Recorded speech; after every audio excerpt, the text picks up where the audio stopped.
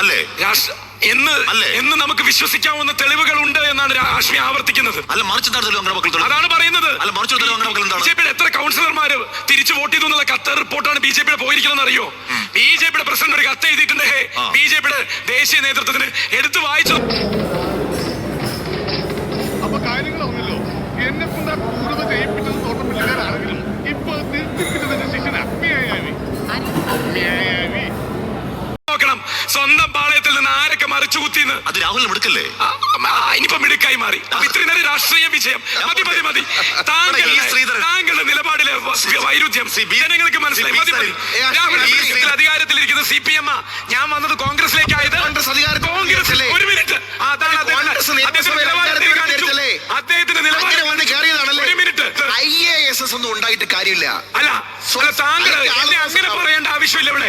അല്ല, ബുദ്ധി പൊളിറ്റിക്കലായിട്ട് വേണം. പൊളിറ്റിക്കലായിട്ട് സമൂഹത്തിന് എന്ത് പറയണം? പൊളിറ്റിക്കൽ ബുദ്ധി, പൊളിറ്റിക്കൽ ബുദ്ധിശൂന്യതയുടെ പേരാണ്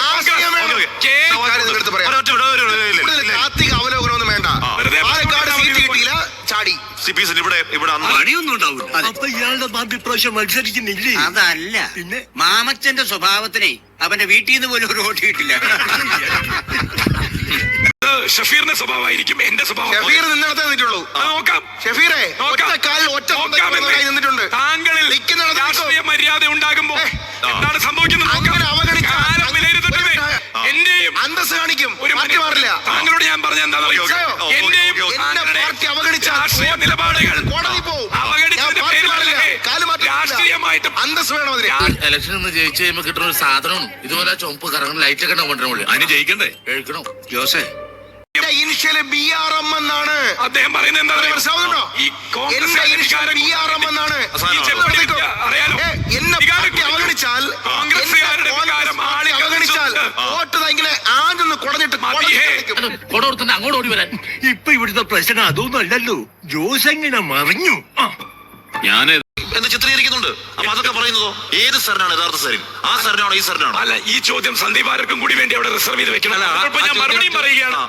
സാരിന്റെ രാഷ്ട്രീയ ബോധ്യങ്ങളിൽ കൃത്യമായ നിലപാടുകൾ പറഞ്ഞുകൊണ്ട് തന്നെയാണ് സാരിൻ ഇപ്പോ രാഷ്ട്രീയം പറയുന്നത്.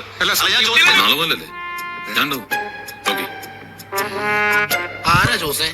രാഷ്ട്രീയം പറഞ്ഞിരുന്ന ഒരാളുണ്ടായിരുന്നു. ആ നിലനിൽപ്പിന്റെ രാഷ്ട്രീയം ഞാൻ ഉപേക്ഷിച്ചു. എല്ലാ കോൺഗ്രസുകാരെ പോലെയും കേരളത്തിന്റെ പൊതുസമൂഹത്തിന് മുന്നിൽ നിലനിൽപ്പിന് വേണ്ടി രാഷ്ട്രീയം കൊണ്ടു നടന്ന ഒരാളായിരുന്നു സരിൻ. അതൊക്കെ കാപട്യമായിരുന്നോ? കാപട്യമായിരുന്നല്ല, ഞാൻ നിലനിൽപ്പ് എന്ന് പറയുന്നു. ഞാൻ വീണ്ടും പറയുന്നു. ജില്ലാ കമ്മിറ്റിന്നാ ഭാഗ്യം അവളല്ല. നാളെ മുതൽ ഇലക്ഷൻ വർക്കിന് ഇറങ്ങിക്കൊള്ളണമെന്ന്. ഇതേതാണ്ട് എലിക്കണിയിൽ സുന വെട്ടതുപോലെ. സുന വെട്ട എടുക്കാനും പറ്റില്ല, കെണി ചുമന്നുകൊണ്ട് നടക്കുകയും ചെയ്യണം. ചുമക്കാതെ പറ്റില്ലല്ലോ. അതിന് എന്നോട് ചൂടാവണ എന്തിനാ? ഇതിലും ഭേദം സസ്പെൻഷനോ തരം താഴ്ത്തലോ ആയിരുന്നു. ചോദിച്ചാലോ? സത്യസന്ധമായിട്ട് അതിന് തള്ളി പറയാനുള്ള കൃത്യമായ ബോധ്യങ്ങളുണ്ട്. കോൺഗ്രസിൽ നിൽക്കുമ്പോൾ നിലനിൽപ്പിന്റെ രാഷ്ട്രീയമാണെങ്കിൽ താങ്കൾ കോൺഗ്രസ് വിട്ട് LDF-ൽ വരുമ്പോഴും നിലനിൽപ്പിന്റെ രാഷ്ട്രീയം തന്നെയാണെന്ന് ആരോപണം ഉണ്ടായാലോ സരിൻ? താങ്കൾ തന്നെ പറയും. നമ്മളല്ലാതെ പിന്നെ ആര് വർക്ക് ചെയ്യാനാ? ജോസ് ഒന്നും കാണാതെ അങ്ങനെ ചെയ്യില്ലെന്ന് എനിക്ക് ഉറപ്പാ. അപ്പൊ ജോസേ, എന്താ നമ്മുടെ ഭാവി പരിപാടി? നമ്മള് പൊട്ടിക്കുന്നു. ആരെ? ഞാൻ കോൺഗ്രസ് ഹഷ്മി, ഒറ്റ വാക്കേ ഉള്ളൂ. നാവും തലച്ചോറും പണിയെടുത്തുകൊണ്ട് നിൽക്കുന്ന രാഷ്ട്രീയ പ്രസ്ഥാനത്തിന് വാടകയ്ക്ക് കൊടുക്കുന്നവൻ എന്ന് മാത്രമേ പറയാം. നോക്കൂ, ഒരു പണി കൂടെ ബാക്കിയുണ്ട്. അവന്റെ പെട്ടിയിലെ അവസാന താണി. ജയിച്ചെന്ന് പറയുന്ന മണ്ടത്തര പഠിക്ക് പോയി. ഇരട്ട മെമ്പർഷിപ്പ്. പാവോ കുഞ്ഞോറ സാർ, ആ മനുഷ്യന്റെ കാര്യം കൊണ്ടാണ് ഞാനിവിടെ കഴിഞ്ഞു പോകുന്നത്. മനുഷ്യരെ തടവറ കെട്ടിപ്പാർപ്പിച്ച് ഇഞ്ചിഞ്ചായി കൊന്ന ഹിറ്റ്ലർക്കും ഇതുപോലൊരു കൂട്ടുണ്ടായിരുന്നു. രാജ്യമായി മാറ്റി നോർവേയിൽ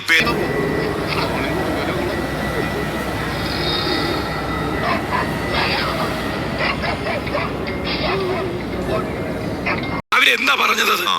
അവര് രാഹുൽ മാങ്കൂട്ടത്തിലായാലും കൊള്ളാം, മുരളീധരനായാലും കൊള്ളാം എന്നല്ലോ. പക്ഷേ ഈ കത്തയച്ചവരൊക്കെ ഇപ്പൊ കൂടെ നിൽക്കുന്നുണ്ടല്ലോ. ഒരവസരം വരട്ടെ. ഞാൻ വീണ്ടും പറയുന്നു, എനിക്കും ആഗ്രഹം എന്താണെന്നറിയോ? പൊളിറ്റിക്കൽ രാഹുൽ മാങ്കൂട്ടത്തിനെ സ്ഥാനാർത്ഥിയാക്കാനെടുത്ത തീരുമാനം ശരിയാണെന്ന് പാലക്കാട് ബോധിപ്പിക്കുകയല്ലേ?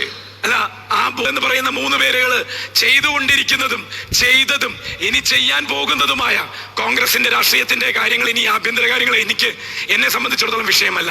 അത് ഞാൻ ഉള്ളിടത്തോളം കാലം എനിക്ക് വിഷയമായിരുന്നു. ഞാനത് മുന്നോട്ട് വെച്ചു. അതിനെ വാലിഡേറ്റ് ചെയ്യുന്ന റിസൾട്ട് ആണെന്നാണോ ഹാഷ്മി പറയാൻ ഉദ്ദേശിക്കുന്നത്? ചരിത്രത്തിൽ ഏറ്റവും വലിയ ഭൂരിപക്ഷം എന്താണ്? ആ വാലിഡേഷൻ ആണെന്ന് കോൺഗ്രസിനകത്ത് ആർക്കൊക്കെ അഭിപ്രായം ഉണ്ടെന്നും കൂടി ഒന്ന് ചോദിച്ചു നോക്കണം. അല്ലല്ല, ഇപ്പം നോക്കൂ,